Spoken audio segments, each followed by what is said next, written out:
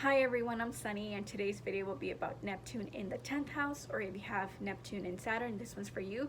You might also enjoy videos related to this with my Saturn series. You might relate to them, so do keep in mind that I have those available. I might not go into that much detail because I think I've said a lot about that, about Neptune and Saturn conjunction, but yeah, I hope you guys enjoy this. I also just started recording earlier and then my battery died and I'm so upset because I felt it was such a good video, but I couldn't save it, so I apologize if I feel like I'm a little bit rushed or something like that. It's just that I really tried to charge as best as I could, but it was, yeah. But I also feel that sometimes in the flow of things you learn things that you're going with, that you really know how to address things, but sometimes it just takes a while to get back all that information you felt like you were relaying, and it's not the same, it's not the same quality. So again, apologies if you feel like it's not up to par with some other videos that I've done when it comes to being more informational with certain things with this placement. So if you guys have Neptune in the 10th house, you might realize that a lot of things that you do when it comes to your career or who you stand as to the public eye, to people around you, to others, as many titles as you can have to describe you, can be a little bit blurry, or people might just project a lot of things that may be true or may not be true. You might notice that those boundaries are not respected when it comes to your physical body. Sometimes people can take advantage of you because they can give you extra work, for example, labor, the terrible shifts, or they might realize that, example, if you don't have a proper contract, they can screw you over in that way. Or if you have very limited resources to help you out with, like healthcare, for example, or if there's accidents, you might get the short end of the stick, and you might not realize it until it happens, and then you're like, oh great, I'm pretty much effed up with this placement, and then they blame you for it because this authority, whoever's in authority of you, or everyone around you who is older or authoritarian, like, maybe your parents, or maybe your teachers, or maybe it's your wife or your husband, and they're like, I told you so, I told you to get like on top of this issue and you didn't, because you, not that you had this false sense of like hope that it would work out, but maybe you just didn't, you just thought like, oh, everything will be fine, everything will work out on its own, and it might not be that way. So do keep that in mind with these with this lax way of thinking that things will work out for your benefit. It might not always be that way. Sure, it can be great when it comes to creative fields, but let's be realistic, you don't always do that all the time. You might work in them more frequently than most people, or even when you don't have not very creative fields, you might notice that you might not really be all that interested also in doing that, because that's extra labor. I think sometimes just because people know that you're gifted in these ways, I always feel like maybe because of Saturn and Pisces, but I relate to some of these things. You're like, example, so maybe they need you to do like a banner or something for the work that you're doing, and you're like, oh, I like hurt my hand or something or like my fingers hurt. Like you might make up an excuse, you might lie about it because Neptune is a good liar. You might manipulate the situation where you might make people feel sorry for you so they don't push it. Or maybe you just know how to talk your way into it because you know that if you say yes to this certain thing, you might know that you might get the short end of the stick in the way where you know that you're gonna have to stick around for much longer than your shift is needed, and it's not extra pay, and you know that.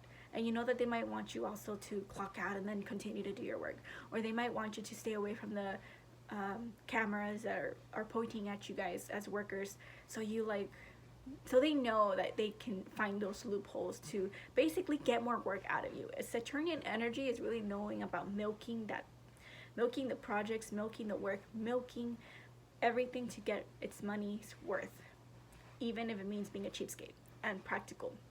But it really is feeling more like people are just trying to be cheapskates with you and don't want to give you the proper pay, the proper amenities, or the proper even safety precautions to be using certain things at work. Like you can even be using materials that are dangerous if you're not covering your hands, right? Or you're not covering your face, or goggles or safety mask, or maybe you are petite, or maybe you aren't the proper size for certain machinery to be using and you can't reach, or you do reach but you just don't know how to work it. Like, you could have so many, not that you're accident prone, but you could have these liabilities, or like those close encounters of knowing that like, I always think of the safety videos that are really dramatic and bloody, that are cartoonish, like the safety videos from the 80s that you see. I'm like, oh no, I just I can't, I feel so bad. But it could be that way, where you might end up carelessly being hurt or injured. And it doesn't have to be super drastic, but you could have like slipped and fell because of, you were on a ladder and nobody was watching out for you, nobody was holding the ladder, and you slip and fall, and then nobody wants to take care of you, or nobody's like wanting to step up to the plate to be like, oh yeah, I saw this happened. Or your boss is like, well, that's on you, you weren't quote unquote careful. So you're basically stuck to care for yourself. You could be someone that is in need and people will not help you. The authority people will just kind of turn their backs on you sometimes. And it can be frustrating because you know you're in the right, but it just feels like people don't want to take a second look at you because the situation's blurry, where you might have been alone. Because Neptune and Saturn are like lonely planets, purposely lonely. They like that isolation, they like that loneliness of like just working solo sometimes. And you're like, well, nobody was there, no one's gonna believe me. It's your word against them. So it's kind of frustrating to realize that you're gonna be in like those scenarios where like everything's against me and no one's gonna believe me and I'm being taken advantage of. And maybe you might have like a Saturn return that like it comes back to haunt them and not you, and you get your money's worth or something, compensation for example, for this injury or stuff like that. But it really does take a long time to actually get to that point, and you feel defeated because you're someone that might not be able to work the way you used to. You're weak, you're chronically ill, you're chronically exhausted, you are fatigued, you could have allergies or other chronic health issues that flare up in your immune system, and your body is not the way it used to be, like 100%. So it's like you really have to take the consideration of thinking, how is this doable and practical for me to like work this way, and what's not. So putting yourself first is going to be kind of difficult because you could be in need of having to pay certain things because you need to provide for your family or you need to provide for yourself, and people might take advantage of that because they know that you need the job, they know that you need this, and you won't just quit. You have to stick around, and it really sucks because sometimes it's the only way of income that you have, and you stick around for more than what's needed. And having people take advantage of you can really make you feel like you're isolated and lonely, and it can really make you feel like very intense emotions of depression, of isolation. My throat's drying up so bad, I apologize. So it can feel like you're on your own, and it won't be forever, but you're gonna have to realize that once you start depending on yourself and nobody else, slowly in that aspect of it, like it's a, I don't want to say it's psychological aspect, but I want to say it's like a way of thinking, of processing information. You're gonna realize that you have more power in you than you realize, and it can be switched. That power can be switched slowly, where you have the upper hand and they won't. But it really does matter that things are done in the right way. Don't try to manipulate things to benefit you if you know it's like snaky or manipulative or whatever, because Saturnian energy is, how could I say, it's having about a good, it's basically having a good comeback when it's needed, but not right now. You're gonna have to stick it through the mud, have good tolerance for yourself, that things will work out for your benefit, but not right now. You're gonna have to wait for those rewards, but you have to realize that it has to be done properly. Don't try to do sneaky stuff, because if you do sneaky stuff, it can backfire on you either way still. And eventually you could get it right, but it might take you a long time, years. Typically I always feel this is like years of hard work and dedication to finally have that stroke of luck, that stroke of finally I have what I needed. So having that come to you, it can feel like a bittersweet emotion, truthfully. Like when things start turning around for you, like in the sense of like justice is finally coming to serve itself in the situation that you've been wronged for. It's bittersweet because maybe you wanted it, but then maybe you're like, I let it go, and I no longer care about it because I have other, how could I say, not more important things to worry about, but you changed your perspective a lot. You matured, definitely matured.